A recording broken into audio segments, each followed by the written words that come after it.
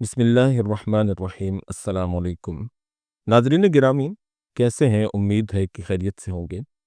آج ہم آپ کو تاریخ کے ایک گمشدہ باب سے متعارف کروائیں گے جو کبھی علم، حکمت، سائنس اور ٹیکنالوجی کا مرکز ہوا کرتا تھا، جو مسلمانوں کی علمی حیثیت اور ان کی شان و شوکت کا نشان تھا، اور مسلمانوں کے علمی مرتبے کو پہچاننے میں ایک سنگ میل کی حیثیت رکھتا تھا۔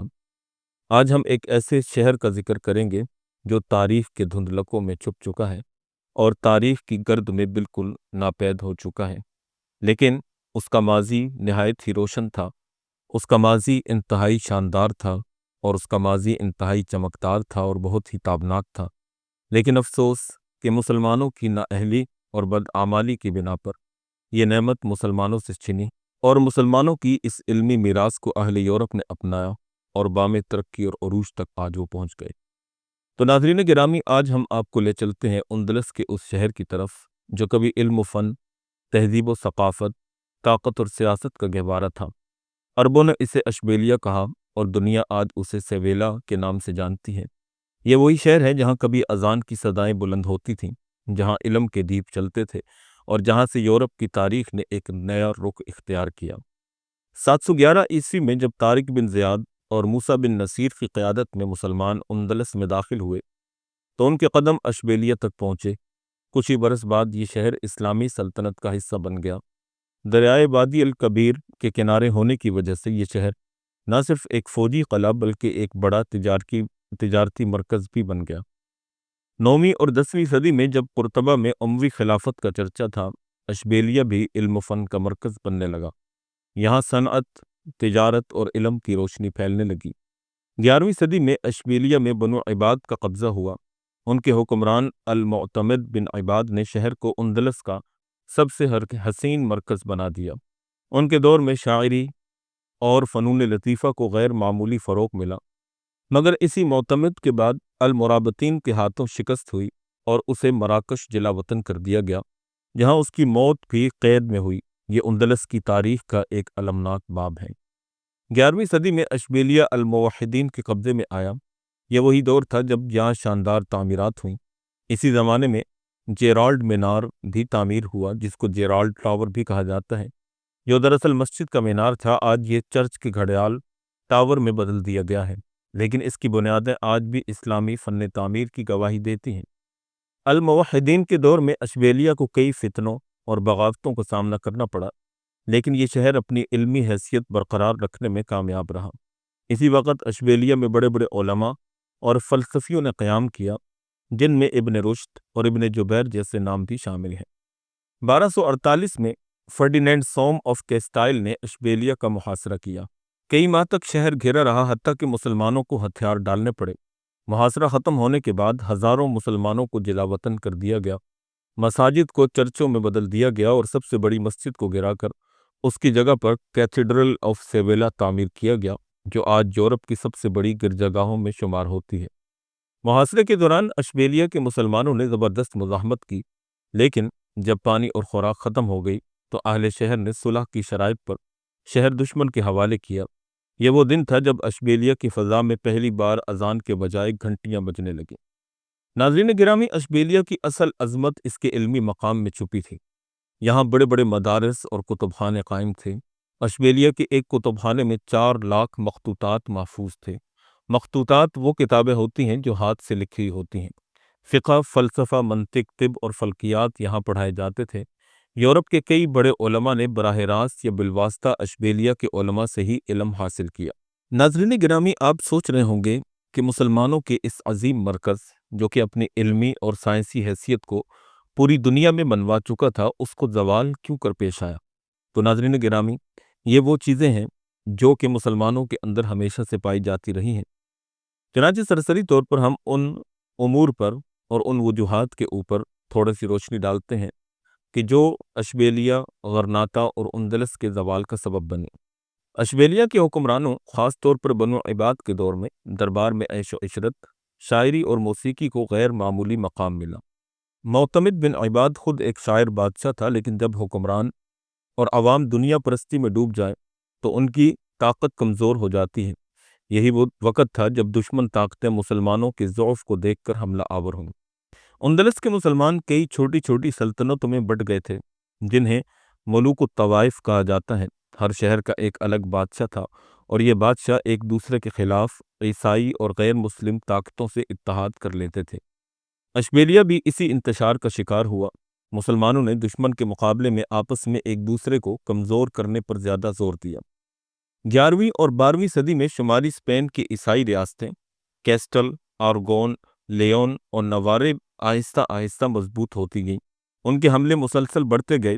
1248 میں فرڈینینڈ سوم نے اشبیلیہ کا طویل محاصرہ کیا، جس کے دوران مسلمانوں کے پاس نہ خوراک بچی نہ پانی۔ بالآخر وہ مجبوراً شہر دشمن کے حوالے کرنے پر راضی ہو گئے۔ ابتدائی دور میں اشبیلیہ علم اور تحقیق کا مرکز تھا، لیکن وقت گزرنے کے ساتھ ساتھ مناظروں اور فلسفیانہ بحثوں میں تو شدت رہی، لیکن عملی سائنس، سیاست اور جہاد کی تیاری کو بھلا دیا گیا، جبکہ عیسائی یورپ انہی علوم کو مسلمانوں سے سیکھ کر آگے بڑھ رہا تھا۔ تاریخی روایات بتاتی ہیں کہ آخری ادوار میں اندلس کے شہروں میں اور خصوصاً اشبیلیہ میں شراب نوشی، ناچ گانا اور دنیاوی لذتوں کا چرچا تھا۔ جب امت کا تعلق قرآن اور سنت سے کمزور ہو جائے تو اللہ کی نصرت اور تائید بھی ختم ہو جاتی ہے۔ اندلس میں ایسے قائدین کم ہی پیدا ہوئے جو صلاح الدین ایوبی یا نور الدین زنگی جیسے جہاد پر آمادہ ہوتے۔ المعتمد بن عباد جیسے بادشاہ شاعر تو تھے، مگر فوجی قائد نہ بن سکے۔ جب قیادت دنیا پرستی اور شاعری میں مصروف ہو تو دشمن کے سامنے کھڑے ہونا ناممکن ہو جاتا ہے۔ ناظرین گرامی، سوچئے کہ ایک شہر جو کبھی علم و فن کا مرکز تھا، جہاں کی کتب خانوں میں لاکھوں کتابیں تھیں، جہاں اذان کی صدائیں بلند ہوتی تھیں، وہ کیسے زوال پذیر ہوا؟ وجہ صرف یہ تھی کہ مسلمان آپس میں بٹ گئے، عیش و عشرت میں غرق ہو گئے اور قرآن و جہاد کے راستے سے ہٹ گئے۔ اور جب اللہ کی نصرت چھن جاتی ہے تو قلعے، دولت اور لشکر سب ہی بیکار ہو جاتے ہیں۔ یہی سبق ہمیں اشبیلیہ کی تاریخ دیتی ہے، اور موجودہ دور کے اندر اشبیلیہ، غرناطہ اور اندلس کی تاریخ کو مد نظر رکھ کر ہم اگر دیکھیں تو موجودہ دور کے اندر مسلمانوں کے اندر وہی گن پائے جاتے ہیں جو ماضی کے اندر بھی مسلمانوں کے زوال اور مسلمانوں کی ذلت کا سبب بن چکے ہیں۔ پوری دنیا کے اندر تقریباً 57 اسلامی ممالک پائے جاتے ہیں، جن میں ایٹمی طاقت رکھنے والا پاکستان بھی موجود ہے، جو دنیا کا 5واں آبادی کے لحاظ سے سب سے بڑا ملک بھی ہے۔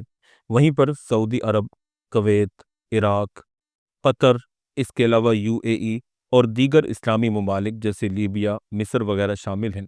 اس کے علاوہ مراکش، تیونس بھی شامل ہیں، الجزائر، اور اس کے علاوہ بھی دیگر کئی ممالک ہیں جو مال کے لحاظ سے، دولت کے لحاظ سے کسی سے کم نہیں ہیں۔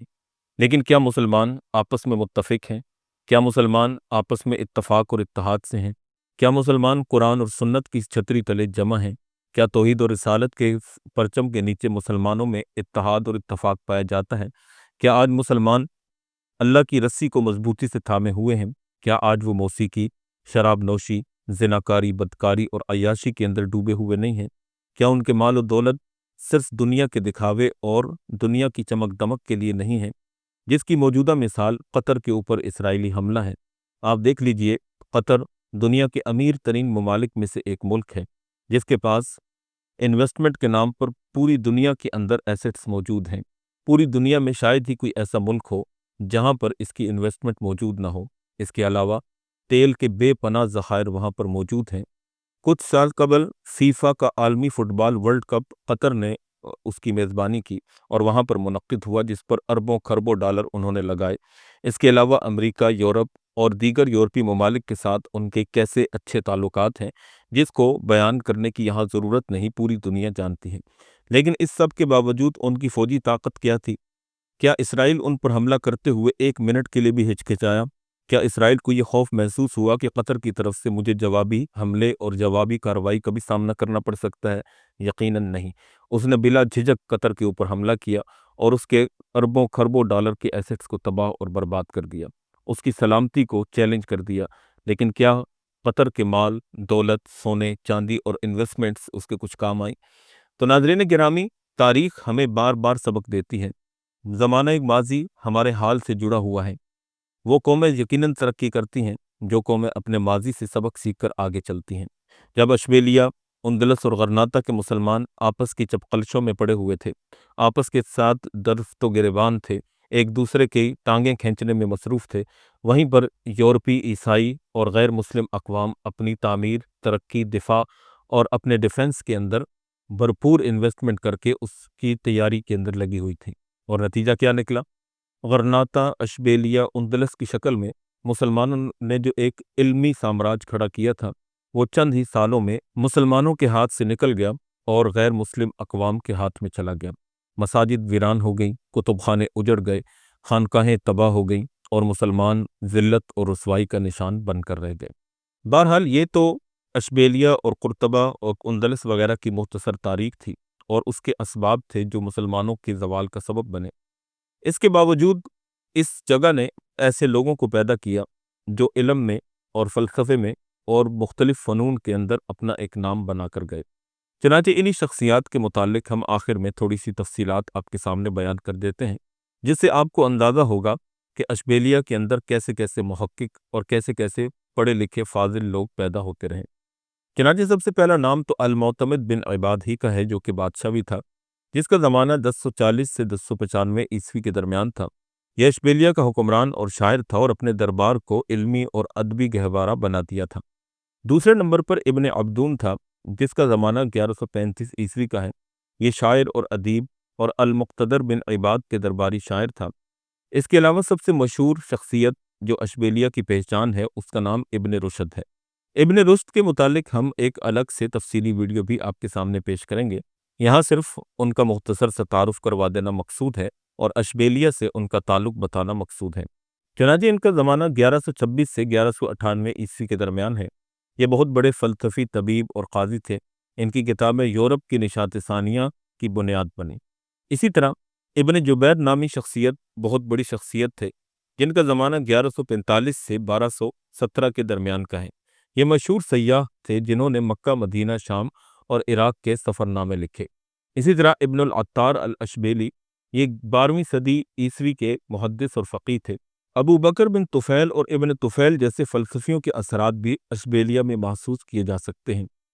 1492 میں جب غرناطہ بھی مسلمانوں کے ہاتھ سے نکل گیا تو اشبیلیہ اسپین کی عیسائی سلطنت کا ایک بڑا تجارتی مرکز بن گیا۔ کرسٹوفر کولمبس کے بحری جہاز بھی اشبیلیہ کی بندرگاہ سے روانہ ہوئے اور یوں یہ شہر نیو ورلڈ کی تجارت کا مرکز بن گیا۔ ناظرین گرامی، اشبیلیہ کی تاریخ ہمیں یہ سکھاتی ہے کہ عروج اور زوال دونوں وقت کا کھیل ہیں۔ یہ شہر کبھی قرآن و حدیث، فلسفہ اور سائنس اور شاعری اور فنون کا مرکز تھا، مگر آج یہ گرجا گاہوں اور صلیبی تاریخ کا مرکز ہے۔